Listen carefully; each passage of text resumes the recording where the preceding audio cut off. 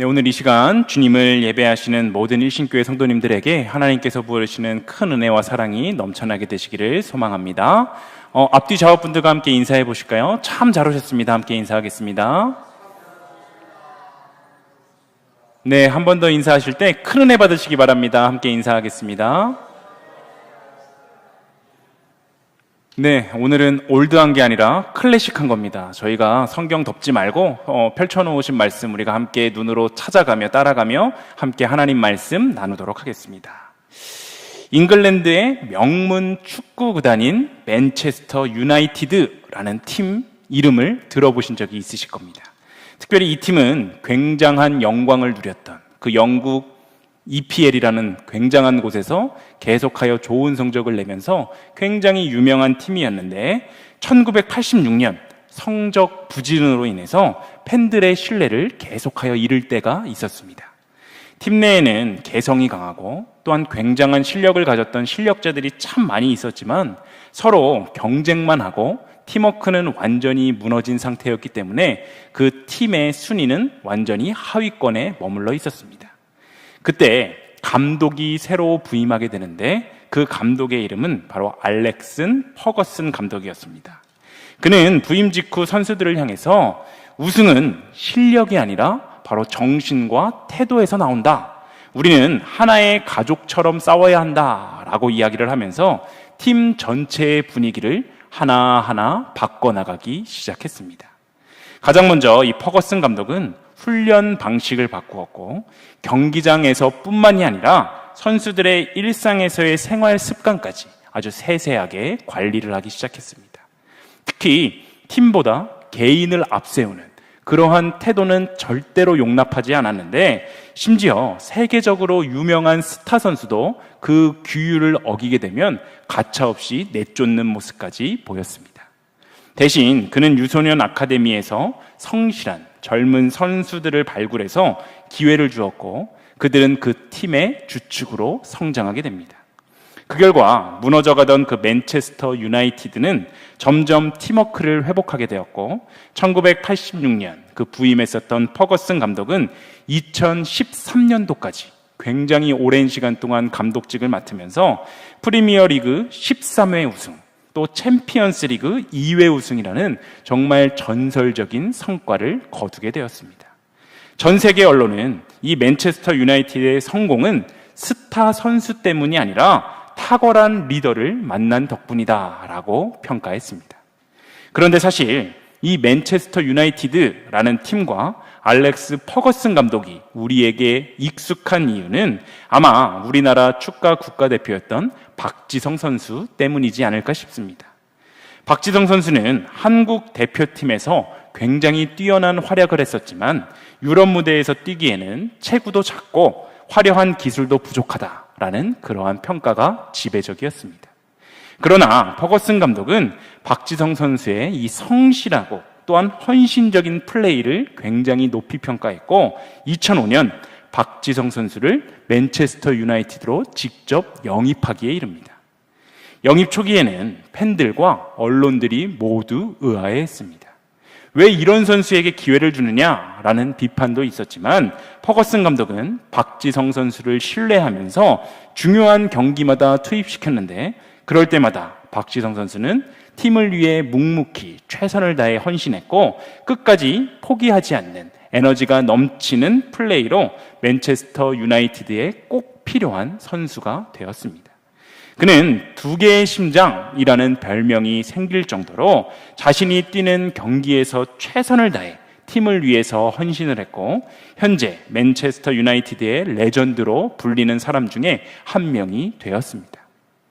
좋은 리더는 남들이 보지 못하는 가능성을 발견하고 또 믿어주며 그 잠재력을 꽃피우게 합니다. 만약 퍼거슨 감독이 없었더라면 박지성은 이 세계적인 영국 프리미어리그 무대에서 결코 빛나지 못했을 것입니다. 또한 좋은 리더는 한 팀을 다시 세우고 개인의 잠재력을 공동체의 힘으로 바꿀 수 있는 사람입니다. 이렇게 좋은 리더 한 사람으로 인해 그 리더에 속한 모든 공동체가 완전히 달라질 수 있다라는 말입니다. 이러한 맥락에서 오늘 본문을 함께 살펴보고자 합니다. 좋은 리더, 곧 훌륭한 지도자를 만나는 것, 이것은 우리의 인생에도 너무나도 큰 복입니다. 우리는 다른 사람의 간섭이나 지배를 받는 것을 너무너무 싫어하지만 실제로는 우리가 속해 있는 교회나 회사, 또 크고 작은 공동체 내에서 만나는 리더가 우리의 삶을 크게 좌지우지합니다. 결국 모든 사람들, 이 세상에서 살아가고 있는 모든 사람들은 좋은 지도자를 필요로 한다라는 이야기가 됩니다. 이스라엘 백성들은 사울이라는 첫 번째 왕을 세웠지만 사울은 결국 하나님 앞에 불순종했고 백성을 제대로 이끌지 못해 그 이스라엘이라는 나라에 큰 혼란을 야기시켰습니다. 뒤이어 사무엘하 3장에는 왕이 아니면서도 왕처럼 군림하는 가짜 왕들이 등장했고 그 가짜 왕들의 다스림을 받고 사는 사람들에게는 고통과 비참함이 가득하게 되었습니다. 그리고 나서 오늘 본문 사무엘하 5장에는 하나님이 택하셨던 진정한 한 왕이 등장하는데 바로 다윗입니다. 이스라엘의 모든 장로가 헤브론에 이르러서 여호와 앞에서 다윗에게 기름을 부어 이스라엘 왕으로 삼게 되었는데 다윗이 드디어 모든 이스라엘의 왕이 되어서 통치를 시작하게 된 것입니다. 먼저 이스라엘 모든 지파의 대표들은 다윗을 만나기 위해서 헤브론으로 찾아와서 그를 왕으로 삼으면서 다윗을 한 고륙이다 라고 이야기를 하는데 본문 1절을 우리가 함께 읽어보도록 하겠습니다. 본문 1절입니다. 이스라엘 모든 지파가 헤브론에 이르러 다윗에게 나와 이르되 보소서 우리는 왕의 한 골육이니이다. 아멘. 다윗에게 이스라엘 지파 대표들이 보소서 우리는 한 고륙입니다 라고 말하고 있습니다. 여기서 말하고 있는 이 한 고륙이라는 말은 뼈와 살을 나눈 형제, 즉 가족과 같이 엄청나게 가깝고 친밀한 관계를 이야기하는 것입니다. 최초의 고륙 관계를 맺은 사람은 바로 아담과 하와였습니다. 하나님께서 에덴 동산을 지으시고 아담을 만드셨는데 후에 아담의 갈비뼈로 여자, 곧 하와를 만드셨습니다. 아담은 하와를 내 뼈 중에 뼈요, 살 중에 살이라 부르는데 이렇듯 한 고륙이라는 말은 부부관계를 뜻하기도 합니다. 이러한 맥락에서 오늘 본문을 다시 한번 보면 지금 이스라엘 사람들이 다윗에게 찾아와서 우리는 당신의 한 고륙입니다 라고 이야기하는 것은 당신이 우리들의 남편이 되어 주십시오 라고 청혼하는 것과 같은 맥락으로 이해할 수 있습니다. 물론 요즘은 혼인율도 이전에 비해서 굉장히 많이 줄어들었고 결혼을 했다 하더라도 이혼을 하는 비율이 너무나도 높아져서 인간과 인간의 사랑의 극치가 부부의 사랑이다 라고 말하는 것이 잘 먹히지 않는 시대이지만 성경이 말하는 인간 사이 사랑의 극치는 사실 부부 관계에 있습니다. 왜냐하면 아담과 하와처럼 배우자는 한 골육, 내 뼈이고 내 살, 곧 나 자신이기 때문입니다. 창세기 2장에 따르면 아내와 남편과 아내는 분리된 존재가 아니라 원래 한 몸이었으나 잠시 나뉘었고 결혼으로 다시 한 몸이 되는 바로 그러한 존재입니다. 그래서 상대를 사랑하는 것이 곧 나를 사랑함이 되는 관계가 부부의 사랑이기 때문에 인간의 사랑의 극치가 바로 부부간의 사랑이다 라고 이야기할 수 있는 것입니다.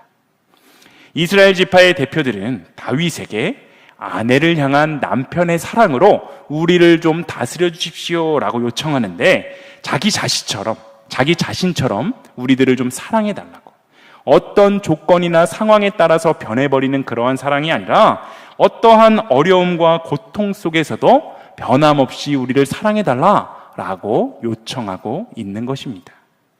다윗은 이스라엘의 백성의 이러한 요구에 부응하며 바로 그런 왕이 되었습니다.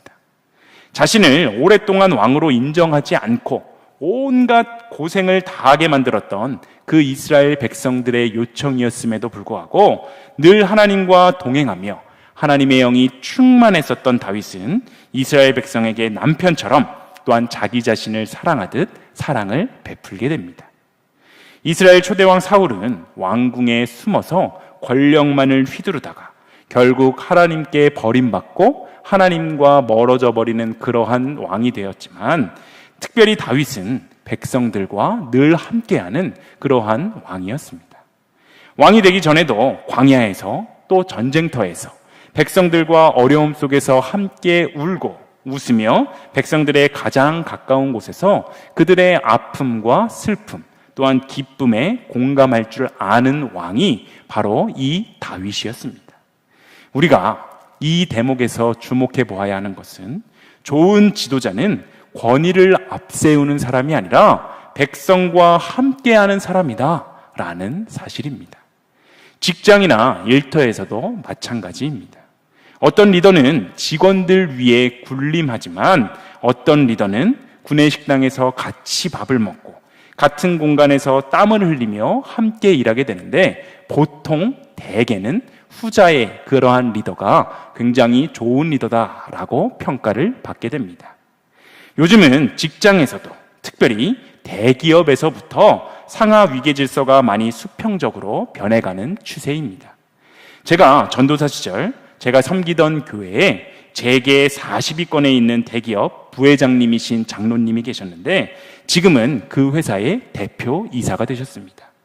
그분이 한 번씩 교역자들에게 식사 대접을 해주시면 꼭 운전해주는 비서가 따라와서 수행을 했는데, 그 비서는 식사 자리에 들어오는 것이 아니라 식사를 하고 또 후식까지 먹고 굉장히 오랜 시간 동안을 보내게 되는데, 그저 차 안에서 그냥 그 부회장님이 불러주실 때까지 기다리는 것이 그의 업무였고, 모든 업무들이 마쳐지면 그 부회장님, 장로님께서 전화를 한 통하게 되면 그 장로님 앞에 나타나서 장로님을 모시고 가는 것, 바로 그러한 비서를 둘 정도로 그 장로님은 사회에서 굉장히 영향력이 있으신 분이셨습니다.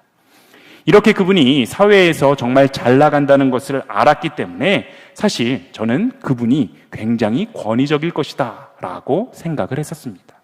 그런데 어느 날 그분이 장학위원장이셨기 때문에 그 장학회의에서 사용할 자료를 뽑기 위해 사무실에 오셨는데, 저는 다른 성도님들에게 하듯이 마찬가지로 사무실에 오셨으니까 뭘 좀 도와드릴까요? 라고 여쭈었는데, 보통 다른 성도님들은 기계를 다루는 것도 낯설고 또 행여 젊으신 분들이라 하더라도 그 기계를 다룰 줄 알아도 자기가 사용하던 기계와 다르기 때문에 저희들에게, 전도사나 목사들에게 부탁을 하시는 것이 일반적입니다. 그런데 그 장로님은 바로 에이 전도사님, 제가 알아서 할게요. 신경 쓰지 마세요. 요즘 직장에서도 자기 비서가 아니라 다른 비서를 내가 함부로 부리기라도 하면 바로 심할서를 쓰고 바로 사과를 해야 될 정도로 굉장히 어렵습니다. 이 일은 제가 충분히 할 수 있으니까 괜찮습니다. 신경 쓰지 마세요 라고 말씀하시는 것을 듣게 되었습니다.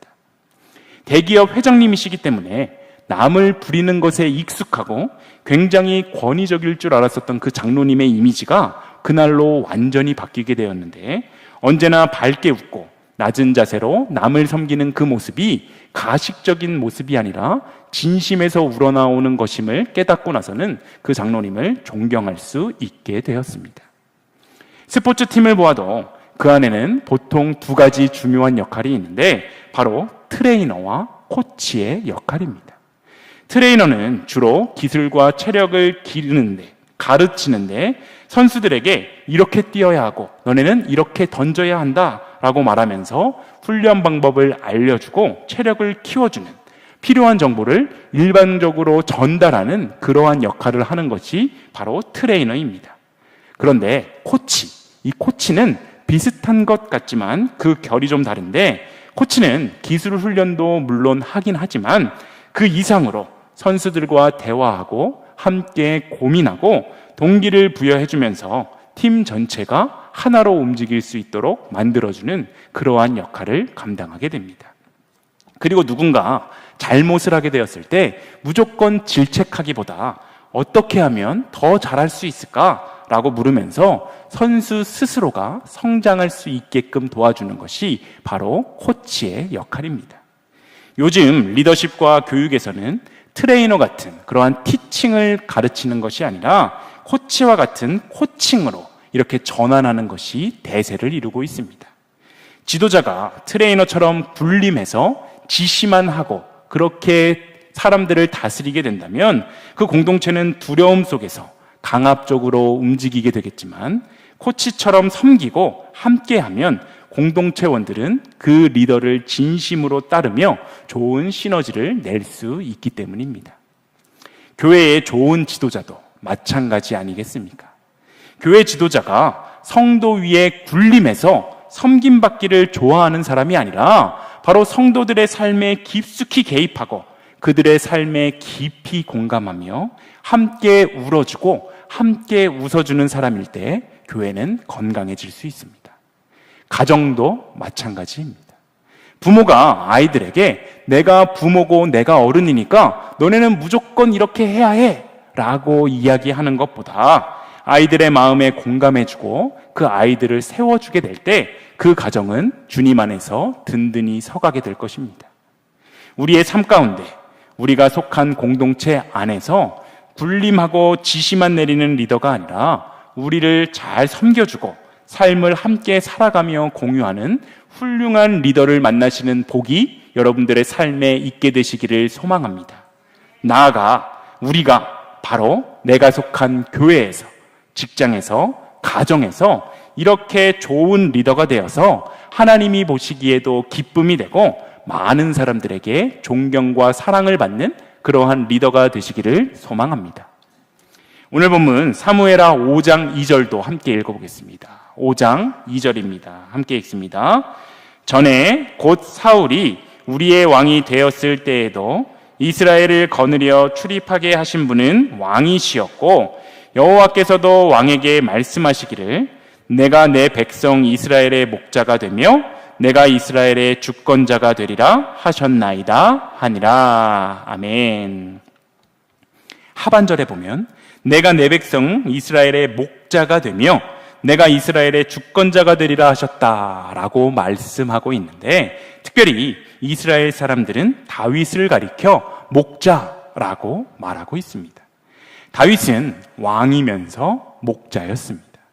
사실 목자는 왕이라는 이미지와는 어울리지 않는데, 왕은 군림함으로써 남들을 통치하는 그러한 역할을 감당하는 사람이고, 목자는 군림보다는 낮아짐과 섬김의 모습으로 양을 다스리는 그러한 사람이기 때문입니다. 목자는 특성상 양과는 분리된 높은 곳, 안락한 곳에서는 양들을 이끌어갈 수가 없기 때문에 직접 양들 속으로 들어가서 함께 먹고 마시면서 그 양들을 이끌어야 합니다. 더군다나 양은 목자를 섬길 만큼 지혜나 능력이 있는 그러한 존재가 아닌데, 양은 순한 이미지로 우리가 알고 있지만 사실 고집이 세고 제 멋대로의, 심지어 사람을 들이받기도 할 정도로 다루기가 정말 쉽지 않은 그러한 동물이라고 합니다. 그래서 목자는 양들에게 섬김을 받기는커녕 끊임없이 그 양들을 돌보고 또 돌봐야 하는 그러한 어려움 속에 있는 사람이었습니다. 그런데 지금 이스라엘 사람들은 다윗에게 처음에는 자신들의 남편이 되어달라라고 그렇게 이야기를 하더니 이제는 자신들의 목자가 되어주십시오라고 부탁을 하고 있습니다. 자신들의 왕이 되어주되 군림함으로 통치하는 그러한 왕이 되는 것이 아니라 낮아짐으로써 자신들과 함께하고 사랑과 섬김으로 자신들을 보호하고 인도하는 그러한 목자가 되어달라라고 요청하고 있는 것입니다. 다윗은 이스라엘 백성에게 목자와 같은 그러한 왕이 되어주었습니다. 다윗의 인생을 돌아보면 그는 왕이었지만 정말 양떼를 치는 목자처럼 정말 그 백성들을 열심히 섬겼다라는 것을 우리는 확인할 수 있습니다. 먼저 다윗은 왕이 되기 전에 진짜로 그 양들을 치던 목자였는데, 바로 그때의 마음을 잊지 않고 백성들을 대할 때에도 그때 그 목자의 심정 그대로 백성들을 대했습니다. 다윗이 목자일 때 사자와 곰이 양을 물어가려 하면 맨손으로 싸워서 그 양을 지켜냈는데 그는 양 한 마리를 잃지 않기 위해서 정말 목숨까지도 걸었던 그러한 목자였습니다. 이 마음으로 백성이 고통을 당할 때 그는 함께 울고 또 함께 웃을 줄 아는 그러한 왕이 되었습니다. 두 번째, 다윗은 전쟁에서 백성을 앞세우지 않고 늘 자신이 앞서는 그러한 모습을 보여주었습니다. 사울은 늘 백성들에게 희생을 요구했지만 이 새롭게 부임한 다윗은 달랐습니다. 왕이 되기 전 골리앗 앞에서도 어린 소년이었던 다윗이 혼자 그 앞에 나섰지 다른 백성들을 방패 삼지 않았는데 왕이 된 후에도 그는 전쟁이 있을 때 왕궁에만 있었던 것이 아니라 가능한 한 그 전쟁에 함께했고 그 함께 했었던 전쟁에서는 가장 앞장서서 전투를 벌였던 그러한 인물이었습니다. 세 번째, 다윗은 백성의 죄와 아픔을 책임지는 바로 그러한 왕이었습니다. 사무엘하 24장에 보면 다윗이 인구조사를 했었던 그러한 사건이 등장합니다. 인구조사를 했던 것이 왜 사건인가 라고 생각할 수 있는데 표면적으로는 백성의 수를 파악해서 나라를 더욱더 든든히 세워가려는 것처럼 보이지만 이것은 사실 자신의 권세와 그 군사력을 자랑하기 위해 시행했었던 것으로 숨어있던 그 다윗의 교만이 하나님 앞에 드러나버린 그러한 사건이었습니다. 하나님은 이 일에 진노하셔서 이스라엘에 전염병을 내리셨는데 그 결과 7만 명의 백성이 그 자리에서 죽고 맙니다. 결국 다윗은 자신의 마음의 가책을 느끼고 회개하며 이 백성은 무엇을 행하였나이까? 주의 손이 나와 내 아버지 집을 치소서라고 회개 기도를 하게 되는데 백성들은 잘못이 없으니까 자신만을 치라, 나를 시험하셔라 라고 이야기를 했던 것입니다. 하나님께서는 이 기도를 들으시고 감동하시고 이제 전염병을 멈춰주셨습니다. 다윗은 백성들을 희생양으로 삼지 않고 오히려 자기의 생명을 내어놓으려는 그러한 마음이 있었는데 바로 이것이 목자의 마음인 것입니다. 마지막으로 네 번째, 다윗은 백성을 자기의 소유물로 보지 않았습니다. 그는 백성을 하나님의 백성으로 인정하게 되었는데 그랬기 때문에 언제나 백성들을 이야기할 때 내 백성이라고 이야기한 것이 아니라 주의 백성이라 고백할 수 있었습니다. 그래서 다윗의 통치는 권력이 아니라 사명으로 우리가 이해할 수 있는 것입니다. 이 모든 모습이 바로 목자 같은 왕의 모습입니다. 다윗은 군림하지 않고 백성을 섬기는데 자신의 온 삶을 바쳤습니다. 그리고 이러한 다윗의 모습은 결국 우리의 참된 왕이신 예수 그리스도를 예표하게 됩니다. 다윗이 아무리 대단하고 본이 되는 왕이었다고 하더라도 결국 불완전한 인간일 뿐이지만 결국 영원하고 완전한 하나님이신 왕이 우리들에게 찾아오셨는데 그분은 바로 예수 그리스도입니다. 예수님은 우리의 왕이시고 우리의 목자 되시는 분이신데 요한복음 10장 11절은 이렇게 이야기합니다. 나는 선한 목자라. 선한 목자는 양들을 위하여 목숨을 버리거니와. 아멘. 첫째, 예수님은 우리의 선한 목자가 되시는데 특별히 우리를 아시는 그런 목자이십니다.